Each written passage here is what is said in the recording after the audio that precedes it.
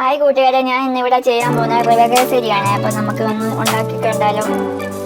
ചീഞ്ചട്ടിയിലോട്ട് നമുക്ക് നെയ്യ് ഒന്ന് ചേർത്ത് നമുക്ക് അണ്ടിപ്പരിപ്പ് മുന്തിരിങ്ങ എന്ന് വറുത്ത് കോരി എടുക്കണം. എന്നിട്ട് ആ പാത്രത്തിലോട്ട് തന്നെ നമുക്ക് റവ ഒന്ന് വറുത്ത് കോരി എടുക്കാം.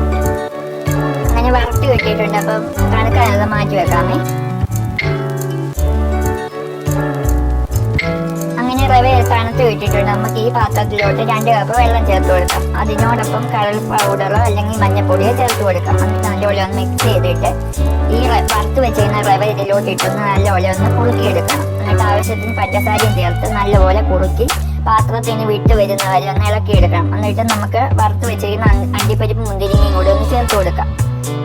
അങ്ങനെ നല്ലപോലെ വെന്ത് കിട്ടുന്നപ്പം നമുക്കൊരു പാത്രത്തിലോട്ട് വന്ന് സെർവ് ചെയ്യാം. എന്നിട്ട് തണുത്ത് കഴിയുമ്പോൾ നമുക്ക് ഏത് ഷേപ്പ് വേണമെങ്കിലും മുറിച്ചെടുക്കാവുന്നതാണ്.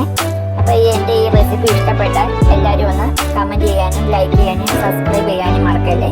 Thank you.